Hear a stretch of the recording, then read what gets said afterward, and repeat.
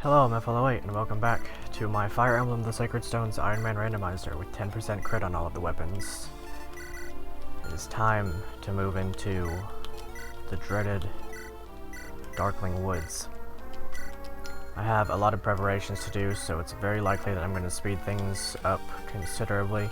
I need to sell a lot of weapons, and I need to buy a lot of weapons, because these next 3 maps are all back to back, and none of them are particularly easy.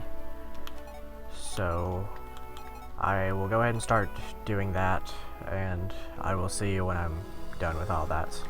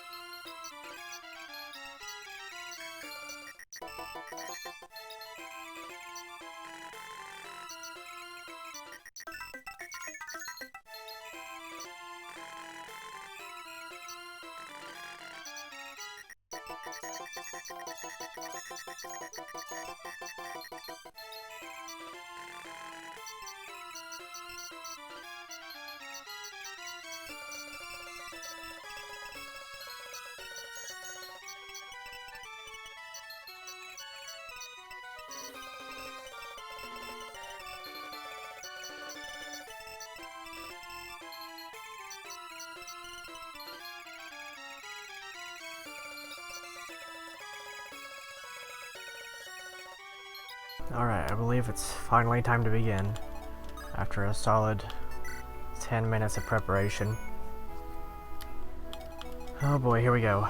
We lost a lot of units, but we still have our best, so we should be fine, and I really hope that we are.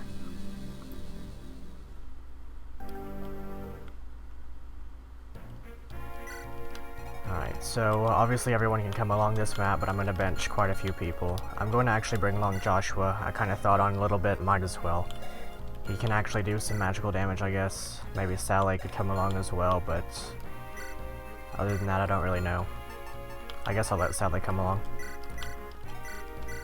I put some equipment on these guys just for the sake of not having it in the convoy, so yeah, whatever. Might have been nice to grab another iron sword or something, but I didn't do that. I guess I can have Namies. Trade for the Zanbato or something, or the steel sword. So yeah, I've given everyone the proper equipment, I believe. I do want to pass off that fiend sword, the Shadow Killer. Marissa already has the axe. Oh, Naomi already has it, so that's perfectly fine.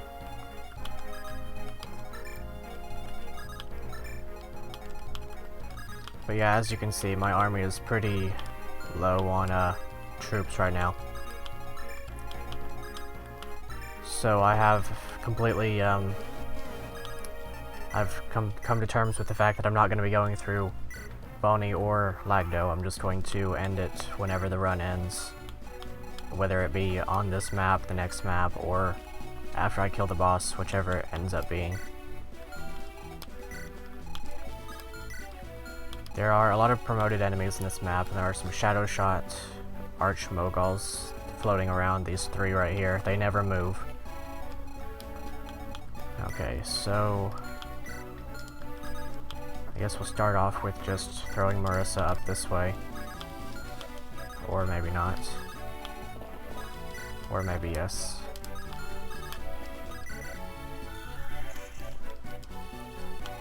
I've always liked this map. It kind of, I don't know, it kind of feels similarly, I feel similar to it, how I do to Grotto Castle. It's kind of a slog of a map, but that kind of makes it feel, I don't know, more realistic. I guess you don't really play Fire Emblem for the realism, and I generally don't think that realism in Fire Emblem is a good argument.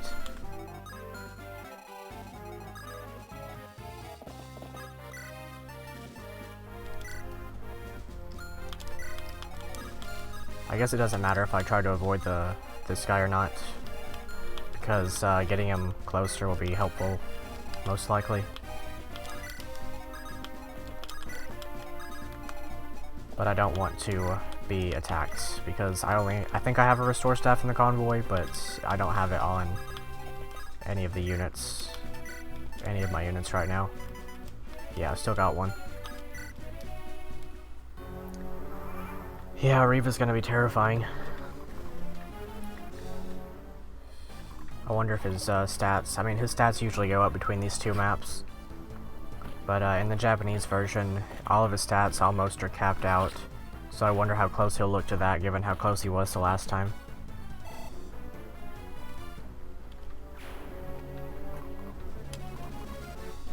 It's really so much fun using the Fiend Cleaver with Marissa. Can't go wrong with that giant axe, the giant chain axe, and then obviously effective damage is always fun to play with, even though it is just an iron weapon with effective damage, which I guess that still comes out to more than a silver weapon. Alright, not bad. I will say it every time, but I would like strength on her. But I guess Ross made good use of that second energy ring anyway, so it's fine.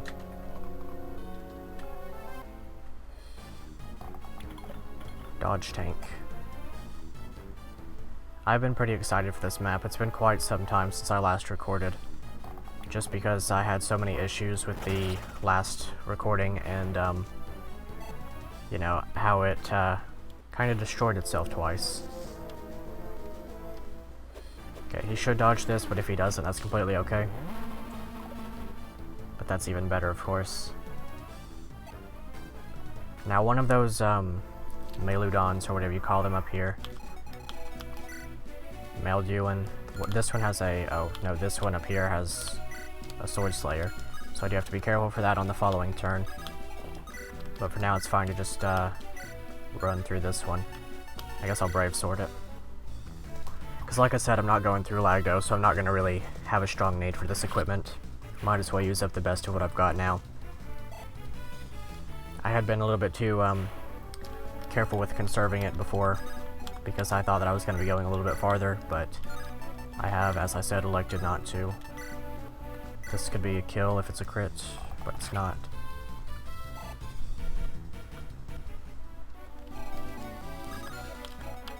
So, would like to see Naomi get a couple kills. The funniest thing would be to see Joshua get a kill, because I really don't have anything in terms of hopes for him.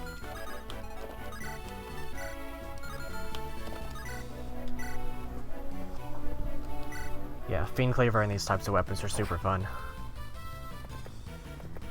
It is a shame that you don't get them in the vanilla game, unless you have like the Mario Kart bundle or whatever. Although I think that's only with Fire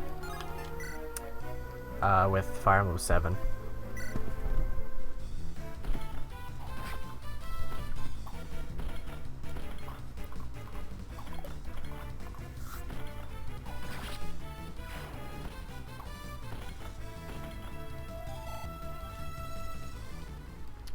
Yeah, before I forget, I am going to go ahead and check out Rave's stats, because... Alright, here's Morva. Doesn't actually look all too different, but he does have 20 crits. And then... oh boy. Yeah, that'll be fun to take on. My very first run, as I have referenced many times, the only units that I had left were Ephraim, Erica, Saleh, and Ennis at this point, and my Saleh died to Reeve. He was using Excalibur, and he died to an Aura crit. So, that's something. My first run, the only people who survived at all were Erica, Ephraim, and Ennis, and I ended up getting soft-locked after a certain point because I bought so many Silver Lances for Ephraim to use that I wasn't able to afford any other equipment after they broke, so I was unable to do anything after a certain point. I specifically remember going through the tower and finding out that you could unlock those, you know, secret characters and stuff, and I unlocked Kalak and got his Hoplon guard, and immediately sold it and bought more Silver Lances, and eventually, like I said, I ran out, so I couldn't do anything beyond that. I didn't unlock any more characters until my second run through of the game, which I did do on Erica route because I wanted to unlock the super trainee classes that I'd read about. Although I do remember being pretty disappointed, even back then, by the super trainee classes. I did an entire run with only the trainee classes because I thought that, like... So I read that Ewan gets the light, dark, and anima magic once he's a super pupil, and for some reason I also thought that would extend to the other trainees. Like, I thought Ross and Amelia would get swords, lances, and axes, and of course they don't do that. They're kind of just inferior versions of the Berserker, and, well, whatever class you make, Amelia is going to be better, even a general at a certain point. But yeah, I don't know, even back then I was disappointed by those classes. I did enjoy I still enjoy the Ross animations for the trainee class, but the other ones I don't really care about that much. So Kyle ends up making his comeback here. That's kind of cool to me because I did not expect to see us using him.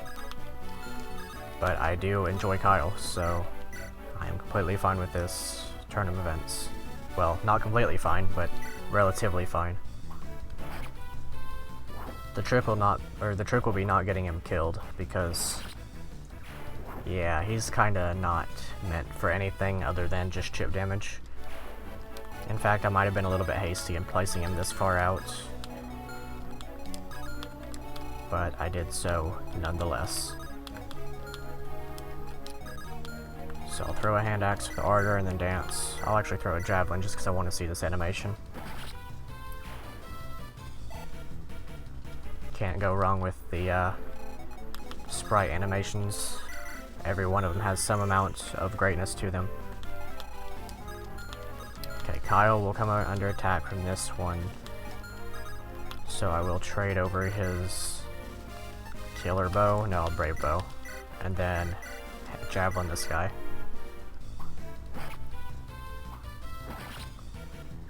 Kyle doesn't have the highest luck, so he still faces crit from everything. Toxin Lance, and yeah, like I said, Javelin. He should almost certainly go for Kyle. 15% crit to his 8 luck, so 7% crit. Kinda just have to hope for him at a certain point now. I'm going to grab an Axe Reaver and bring that on over to Vanessa while I have the chance.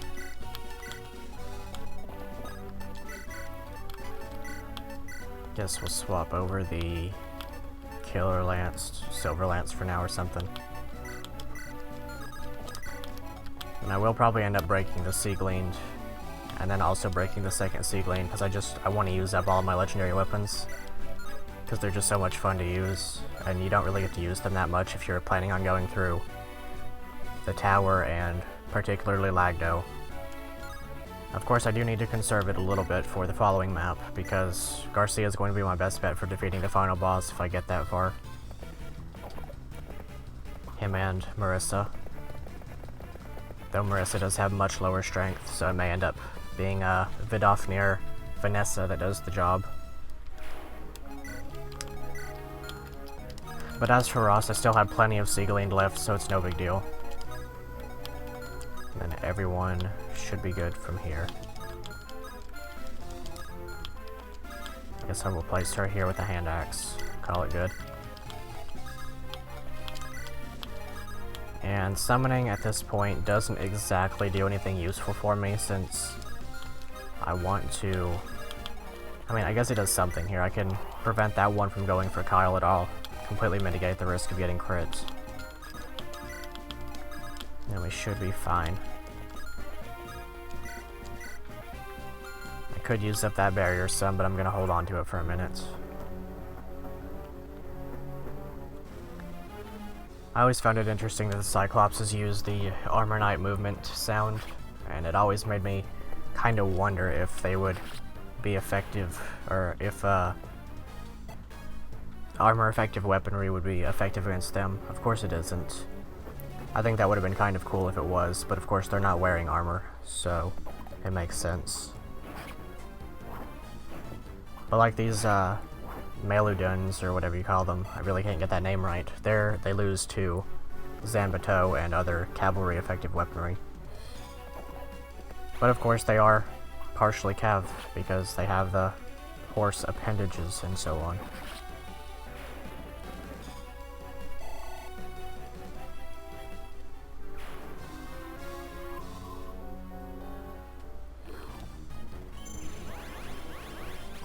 I mentioned it in the in like the annotations of the previous video, but one of those treasure chests in Rouston did have an angelic robe, and of course I missed out on that because Renak died. This guy's a killer axe. I always love to see that. Fine by me. He will die on the next turn likely. Actually, probably not, because he has a relatively high avoid rate. They'll be at around the 40 hit range. He does get doubled by this, so I guess I'll longbow, and then maybe dance longbow again. Because I do want to get him up to Nidhogg range, because I mean, might as well. I do wonder if I'll be able to make use of him enough in this chapter that will be the case. Brave bow it up. Sniper animations are always really cool. There's some pretty stellar custom sniper animations out there. One thing I've had some minor interest in, related to the custom animations thing, I've had some minor interest in perhaps recording myself as I create my little fan hack thing and posting that as perhaps like tutorial sort of videos. Of course, I'm not a master of hacking or anything. I have some basic ability, and I believe that most things are possible when it comes to Fire Emblem hacking, just because of the sheer amount of incredible hacking tools and resources that we've received from the community over the time that we've, you know, seen hacking and so on. So I have had some minor interest in just kind of recording myself as I make my hack. I believe this guy, his range extends to these forests. 1, 2, 3, 4, 5, 6, 7, 8, 9, 10. Right. Kind of impressed that I remember that, but I believe that was probably intended. Give yourself a little landmark as to how far they can attack. another small little design point that could either be completely unintentional or completely intentional on the part of Intelligent Systems. I'm going to choose to believe that it was intentional because I like to give the benefit of the doubt to this game. I believe it does so many things well in a way that other Fire Emblem games don't, but like a lot of really subtle details that don't really... Oh, finally a support with Cyrene. Vanessa. So wait, who does... She's Lou, that's right. That's kind of impressive. Well, let's see it then. You must be Cyrene. Titania, yeah. I've always loved that little detail. I don't think it was entirely intended. Actually, it might have been, because Fire Emblem 9 was in production before Fire Emblem 8. It just happened to be that Fire Emblem 8 got out first. Some of Fire Emblem 9's files show that it was named Fire Emblem 8 in the production.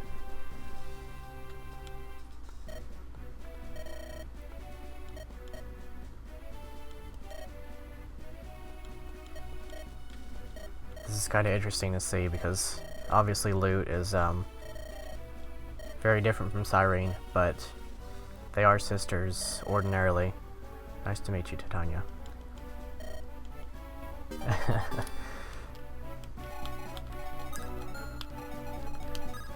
Yeah, I like that. That was fun. So I do recall that there are some guys that come out of there after some time. Might just leave Vanessa up here with a javelin. I did buy a lot of javelins. But yeah, there is some little bit of interest there in seeing how that would pan out. It might, doing such a thing might get me on a more regular schedule in terms of producing my hack. I have a lot of hopes for it, but then that's part of what makes me not want to do it too, because if I upload all of the videos of it, then the secrets will be revealed before the hack is ever released. I do have a lot of ideas for like guide and maps and different sorts of events. Of course, ambition can kill projects. It's no secret there. If you're too ambitious, then you can overwhelm yourself. And that's something I've certainly taken note of and have experienced personally. But I think that it will all be worth it once things do get completed. I have about 4 maps done. A custom animation, some custom sprites. Though of course my spriting ability is by far my weakest when it comes to these sorts of things.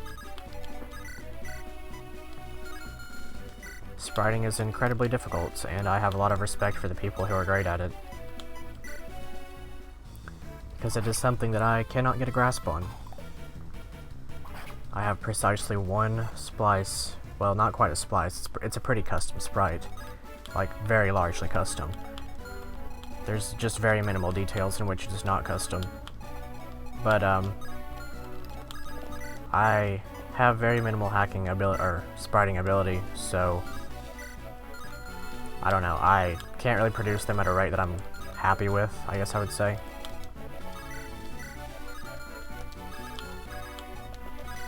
But the ones that I have, or the singular one that I have made, I am quite happy with. It's just a matter of spriting taking up so much time that it doesn't even feel worth it at times. Part of me just wants to make some simple splices and call it good there, and then come back way later. But then there's also the part of me that figures, you know, I kind of want these sprites to be done while I'm working on the hack, so that I can see the characters in the flesh, you know, talking and moving how I want them to. It's a little bit of a difficult conundrum whenever you're not good at these sorts of things. I believe it took me all of about 2 months in total working whenever I had the chance on this one sprite that I'm quite happy with. But I am also very picky when it comes to my own work. So the sprite, even the most minor details, I would notice something wrong with them, something wrong with it, and I would just have to fix it no matter what. Okay, so I might not have been paying full attention there. That might have been a pretty bad placement for Ross, because he does face a little bit of crit, I think. No, he actually doesn't, but he still faces magical damage. So I guess what I'll do is try to get... No, I can't quite do that. So I guess Garcia can stand here without Holma. And I would like to kind of rescue Lou out of here. Or maybe I could just summon a Phantom and leave the Phantom in range of like everything. Maybe put it here. I don't really know. Yeah, my healer could be in a little bit of danger if that Phantom dies before the... I believe that the Mogul should attack second. So I don't think she'll be in that bad of danger, but she still faces some, I think. And Vanessa can take those on. I really didn't have to place her so excessively far in there. I kind of regret doing so, because it takes away some options for the next turn. But it should be completely okay, because the rest of them kind of have everything under control, or so I hope. The main trick is just Ross not dying. Yeah, these guys have halberds, or this one has a halberd at any rate, so a little bit of concern there, but here's hoping it's fine. Seems quite likely to me that Ross's Seaglean will break on this turn. I think it had 7 uses, so it will use 6 right here. And then I can break it on the following turn against whatever, and then whip out the second one. Pretty incredible weapon to have so many uses of. Would have been nice to have the hammer and staff for obvious reasons, but I guess since I'm not going to Lagdo, it's no big deal. The obvious reason that would have been useful in Lagdo is that it is effective against all monsters, and there are some pretty strong bosses in there. I mean, not even just bosses, like regular monsters in there can be kind of scary, depending on the situation. Right. Maybe we'll get 2 crits here, that'd be kind of cool. Nope, just 1. Fine by me. Shortly following this Let's Play, I will have a pretty vanilla Fire Emblem 8 Let's Play, kind of revolving around with some others. Nice pierce there. It will be a kind of showcase of how I play the game regularly. I've already started recording 1 episode of it, and there is some pretty incredible, but also incredibly stupid RNG tricks in there. Just from having played the game so many times. That was a nice pierce crit, by the way. You don't get to see those too often, but they're very devastating whenever they happen. And then another wave of those should spawn, but I can move Vanessa farther away.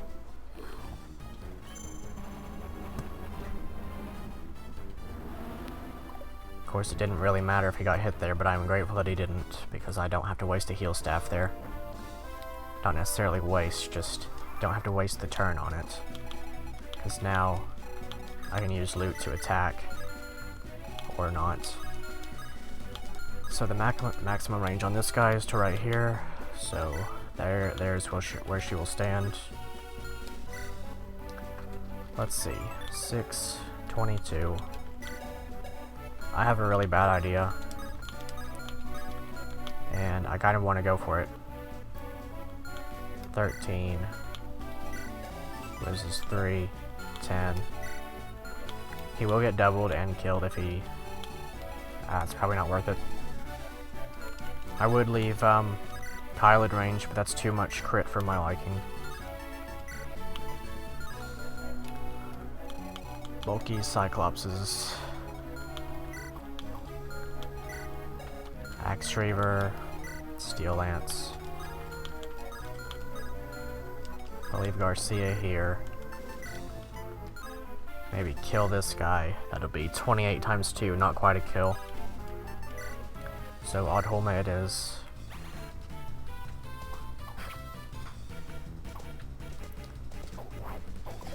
course, Garcia is usually my Garm carrier, despite Ross probably being the better target to carry it. But that kind of plays back into what I was talking about previously on how I intend to sort of play through the game. It's going to be largely post-commentary, if not entirely. And I've already, like I said, I've already got the first episode recorded and edited and so on, and it will be out pretty shortly following this Let's Play, I imagine. But, let's see. Probably just leave him with a killer lance, since Marissa will have a fiend cleaver. Alright, that's cool. Very satisfactory crit. This map is going to take a while. I will probably have longer parts for this one, perhaps an hour each. It's really hard to say. I don't know if it'll actually take that long. I might stop it relatively soon. It's really hard to say. We are about halfway through the map, but that doesn't really say much considering what all needs to go on in the next half of the map. So, it'd be really cool if he crit here, just because I want to see the crit. I guess we did get to see one of those crits on the last episode. Fresh off of editing that one, and it was quite a disaster, even just looking back on it. We'll go ahead and grab that Sea Gleaned. Probably a Killing Edge too, just for the fun of it. And there we go. 60 whole uses of it. I guess we could technically still get the Fiend, or the Hammer, because we do have those two chests within Darkling Woods, or within the temple.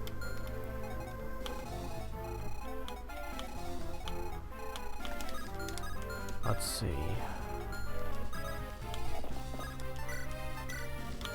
I hope that we'll be fine here. I didn't really go to the trouble of checking, as I probably should have. Summon a Phantom, throw the Phantom. Probably back here, maybe to bait out the Shadow Shots, because nobody else can reach that Phantom. Stone, and this is one of those instances in which I would appreciate the ability to check all enemy range. That's one of those features in hacks that I don't make enough use of, just because I don't really care for how it looks in the GBA style. Nobody to heal, so I guess Cyrene just chugs along. Vanessa should be completely fine. I would like to see her kill these guys, but of course, might be a tall order. She has high crit with the Javelin. Be cool to see it with the Killer Lance. It's just a matter of facing enemies that aren't to range. Probably be kind of like Garcia here with his high crit rates. Very cool to see him doubling. But of course, due to the way I play ordinarily, he is doubling with his axes. In that run, I will probably go throughout Lagdo and Valny just to show them off, having all of my then very powerful units. Oh yeah, that's right. Makes sense, but I'm glad he missed. Would very much love to see a Pierce or a crit, just to get this out of the way. Frees up so many more possibilities.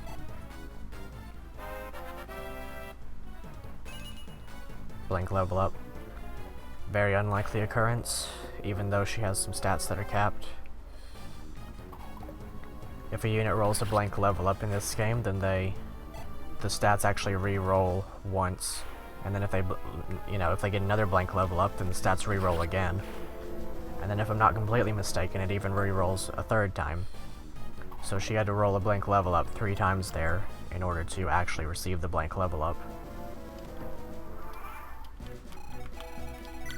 And her speed is the only thing that's capped, so still a very, very unlikely occurrence. Kyle can probably do something here. I'll kind of just trust this. Nice. And then I'll dance for him and have him longbow the other one. And then perhaps rescue the dancer forward some.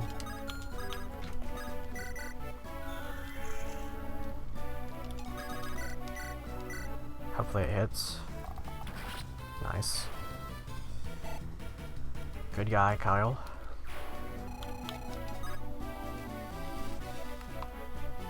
Alright, I should be back. I took a little bit of an extended break. I don't remember where my train of thought might have been with regard to speaking, but I guess I will jump back into it by talking a little bit about the Fire Emblem 6 version of this that's going to be coming out whenever this one ends. It's going to run concurrently with the Fire Emblem 8 vanilla run. Yeah, I do hope that people enjoy both of those runs. I'm already enjoying the Fire Emblem 6 one quite a bit. And then I also have another small little thing. Yeah, I also have another small little thing that's going to be coming out relatively soon. I think the planned release for that at the moment is this upcoming Tuesday. So do be tuned in for that. Should be, I think it'll be a surprise of a run, kind of. I don't think it's ever been done here on YouTube. At least, not to the extent that I'm aware of it. Very well may have been done. I know there are a lot of small content creators like myself who have come up with interesting challenges that just don't see the light of day. Yeah, they just don't see the light of day based on them being, you know, small content creators. One interesting run that I've been keeping track of lately is a run by JBR, I believe the name is, where they have been doing Fire Emblem 4 with one movement. Sounds like an absolute pain, and I imagine that it must be an absolute pain. I will link their channel in the description if you'd like to give them a look. Might have been hasty in placing Garcia so far forward, but he should be okay. He does have high enough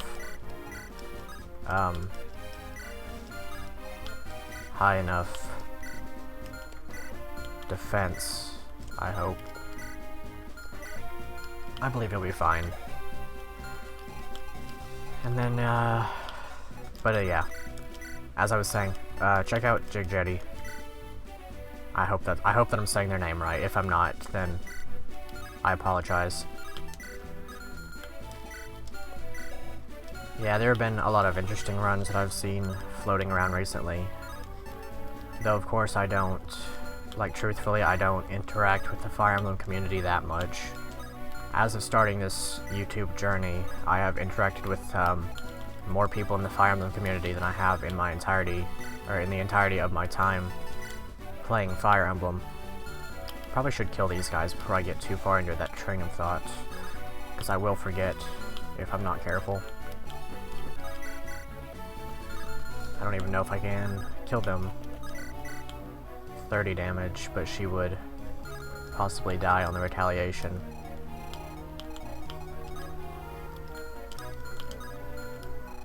Let's see.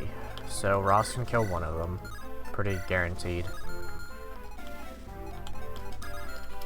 I wish that I was a little bit closer. But I guess I can do this and kind of hope for a crit or something. Okay, that didn't happen, but that's no problem for now. I believe that Loot can get that kill. Okay, cool. Should be in the clear now. So on the topic of that run, I've made it very obvious to the people that I have spoken with that I don't like Fire Emblem 4, and I believe I've even made it obvious in this run to a certain extent. First fit off near use. But it is an interesting run to see unfold, because that game is dreadfully boring to me, and I'm amazed with their patience in being able to get through the game with only one movement.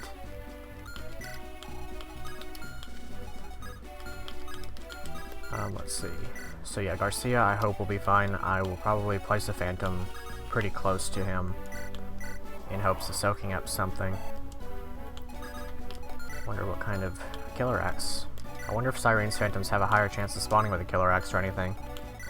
I don't think that's the case. I believe it's just a certain level threshold for the determination of weaponry.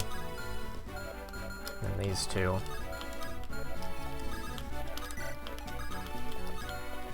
And of course, another interesting run that I've been keeping track of is JBR Channel's Fire Emblem 6 run without pre-promotes, and that's been a fun one to watch. Their channel is already linked in my description, as they are the person who makes my thumbnails, so do check them out as well. You might be seeing more of them on this channel in the coming days, so... Alright, capped HP, cool. That might be capped skill too, I'm not entirely sure.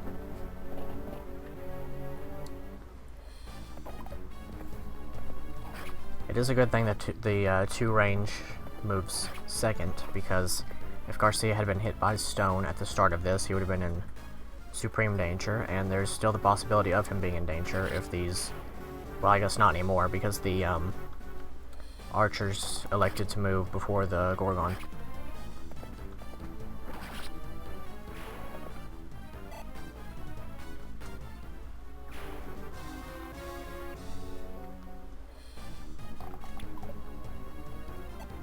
But yeah, that's part of why I'm going to be mixing up the content a little bit beyond...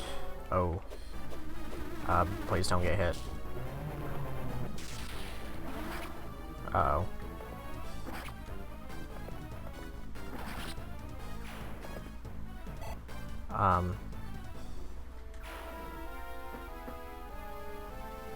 Hold on.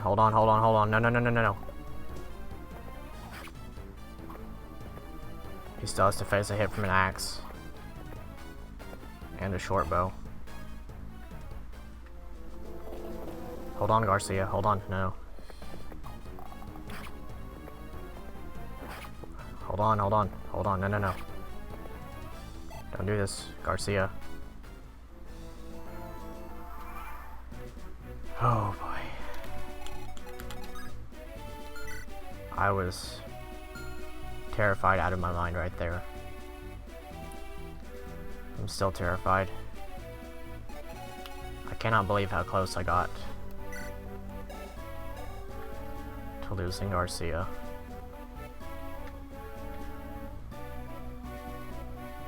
Oh boy. Really need to catch my breath on that one. Now that Gorgon's gone, though, I can just recover him and he'll be completely fine. Sheesh. That scared me so much. I'm still in recoil from it.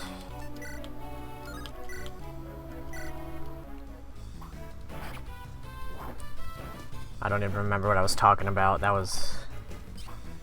scared me so much. That could have been the end of the run pretty easily.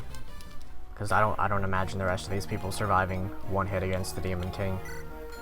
Maybe Vanessa, but that's about it. Oh boy. What even was I talking about? I don't even remember.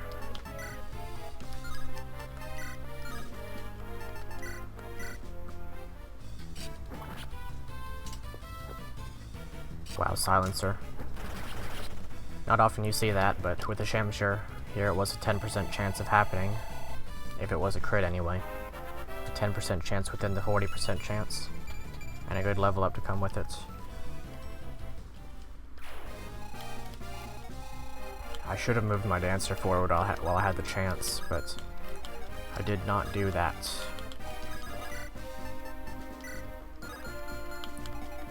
Let's see. So a Phantom might be able to chip in. What I could do is,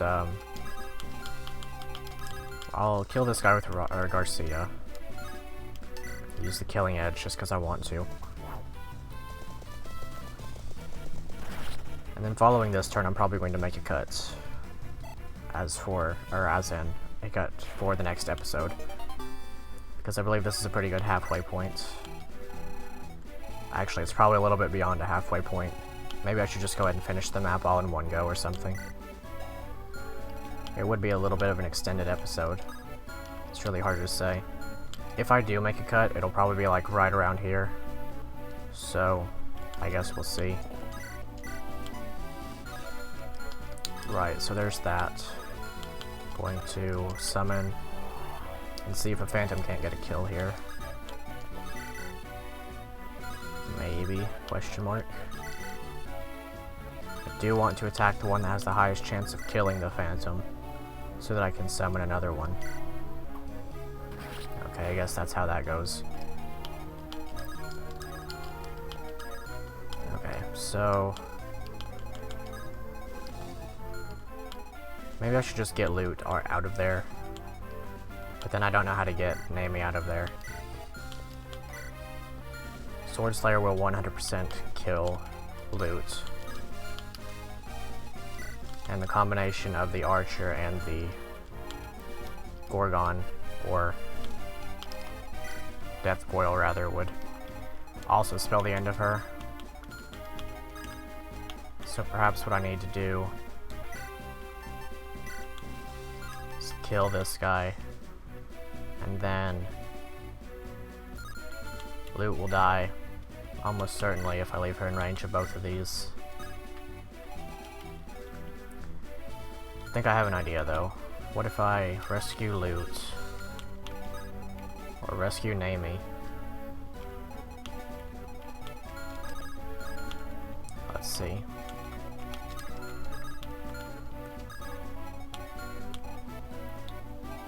Okay, I'm gonna rescue Naomi. Move back. Let's see, this would be 1, 2, 3, 4, 5. And then I will use Joshua, hopefully. No. Maybe Kyle. Nope. I will take with Ardor and kind of just stay backed off for a minute. And then I will dance for Ross. Take loot, equip the Lance Reaver, I guess stay here, and then... yeah, this is not that good. Does loot? No.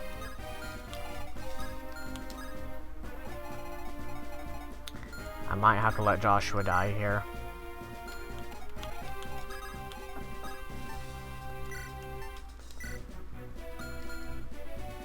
So he has the Lance Reaver, so he won't get hit by either of these. The longbow, they can all attack Cyrene. I guess what I'll do is I'll take drop like this. Now she has 63 avoid, which I'm hopeful will carry her, but also uncertain of. This guy will certainly attack one of these two. Probably Garrick, and he survives the hit, I'm fairly certain. 17 crit, so he does face some crit. I'm gonna turn on animations just for this turn before we wrap up this episode, probably. And then Joshua pretty certainly dies if he stays in range. So what I'm gonna do is trade over her Lance Reaver, drop her in the woods. Maybe the Death Coil will go for her. This guy has to attack one of these. He does do effective damage against Garcia now. Actually, it's not effective, it's just the Lance Reaver effect. Pretty sure, anyway. And then I guess if we can split up their attacks by using Joshua as bait, then that would be nice. But I also kind of don't want to lose Joshua. He's more valuable, or he's less valuable than any of these other units.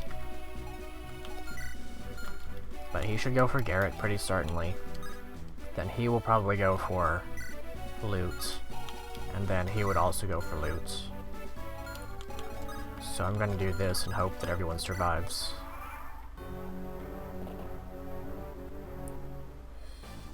Okay, she dodges and kills.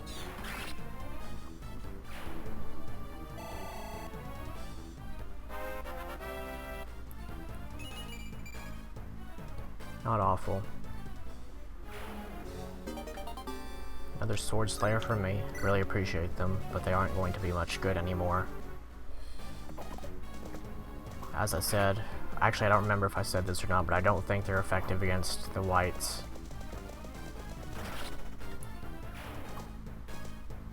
so they wouldn't be effective against anybody anymore. Okay, goes for Cyrene. That's actually really, really bad. I think he'll... Okay, so she lives now. She would have died if the Death Coil had gone for her after that. Okay, she lives. Maybe she'll even double this guy. It's hard to say. She does get way down into Oblivion, though. She actually gets doubled, so she would have died really badly right there. I didn't even take that into consideration. I got extremely lucky there. But for now, I'm going to cut off the episode, I'm pretty sure. So, thank you for watching. Please like, comment, share, and subscribe. We're almost at the end of this journey, and I'm really excited to see how it goes from here. This map has had every bit of potential to be a disaster, and I probably should have lost Cyrene there. But I'm thankful that I didn't, in a very big way. What was her speed like anyway? That's minus 9 speed, so 14 to his 18, so it was an exact doubling.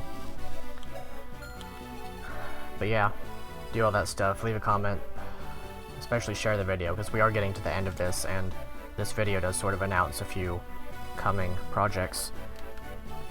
But yeah, until next time, I will see you later.